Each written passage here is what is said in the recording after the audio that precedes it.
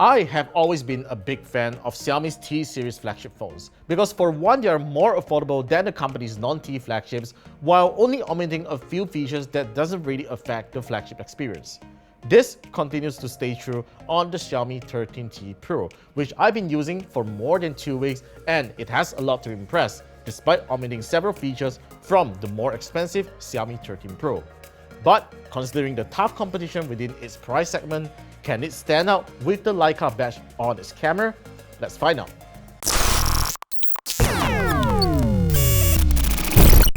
Like its predecessor, the Xiaomi 13T Pro adapts the same design language of the current flagship model, though you can definitely tell the difference between them by a different camera array and a flat display.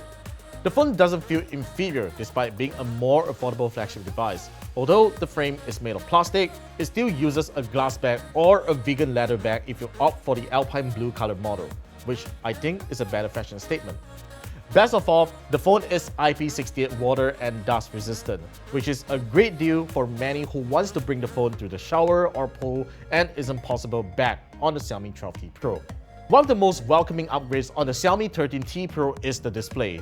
Though it remains the same size as its predecessor at 6.67 inches and the same 1220p resolution, the 68 billion color AMOLED display now refreshes at a faster 144Hz, and Xiaomi claims that it is capable of going up to 2600 nits of peak brightness, and in normal conditions, it performs up to 1200 nits, making it the brightest display in its class, and it is very visible under direct sunlight.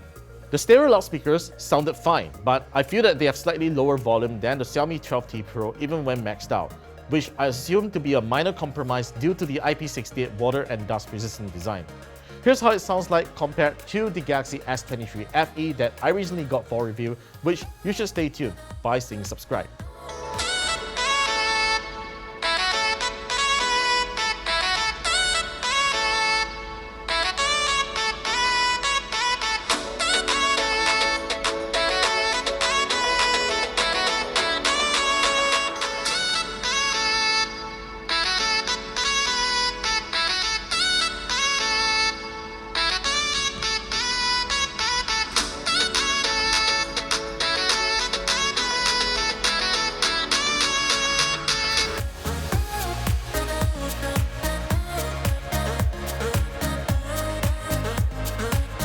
Performance is one thing that I believe most will be concerned about the Xiaomi 13T Pro, because unlike last year's Xiaomi 12T Pro that uses the latest flagship Snapdragon chip at that time, Xiaomi decided to go for the MediaTek Dimensity 9200 Plus instead of the Snapdragon 8 Gen 2, which is by all means still no slouch, as it is MediaTek's most powerful chip that rivals the latter. Comparing the Snapdragon 8 Gen 2 chip on our Galaxy Z Flip 5, the Xiaomi 13T Pro scored slightly lower in the 3D Mark Solar Bay benchmark, while it also held up very well in the 3D Mark Solar Bay stress test and managed to complete all 20 loops, though the scores did pretty badly in the end, which suggests that you shouldn't be using this for long hours gameplay without experiencing some form of performance throttle.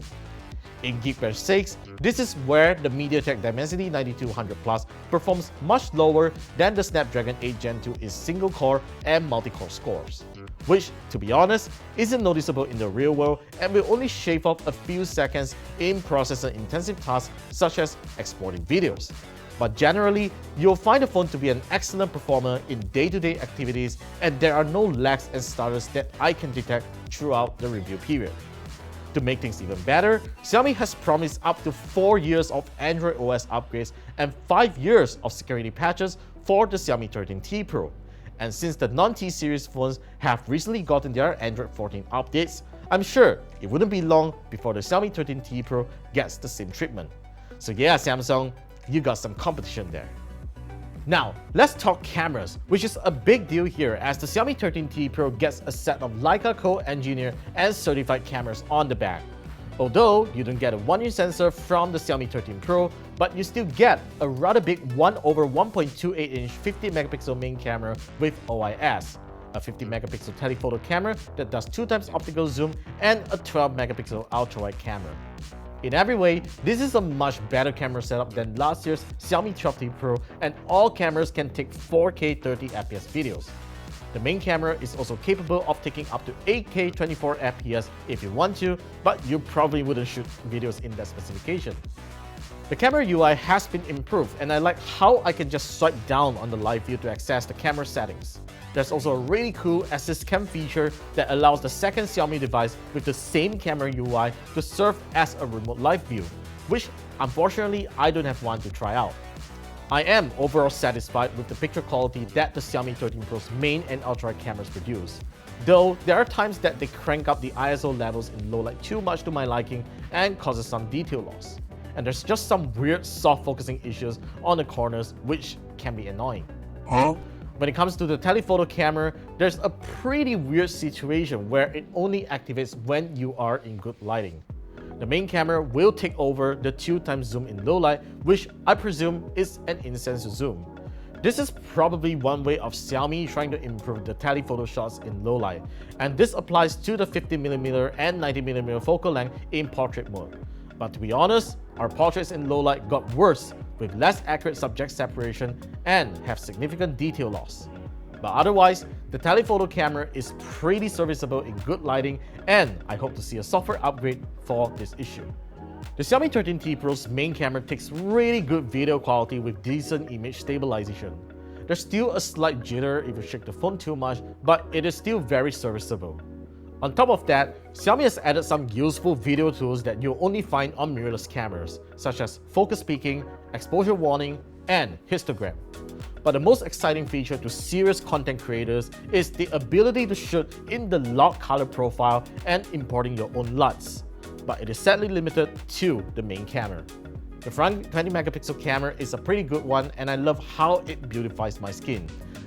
Now, even though the selfie camera is a 20MP shooter, you can see that the video quality is actually really good despite shooting at 1080p. So I'm just not sure why Xiaomi isn't enabling 4K 30fps on this, because as I look on the display here, this is actually a really good selfie camera that's good for vlogging. So yeah, Xiaomi, probably try not to cut too much corners on your phones in the future, because I'm sure this camera hardware and combined with the processor of this phone, it is perfectly capable of shooting 4K 30fps on the front camera.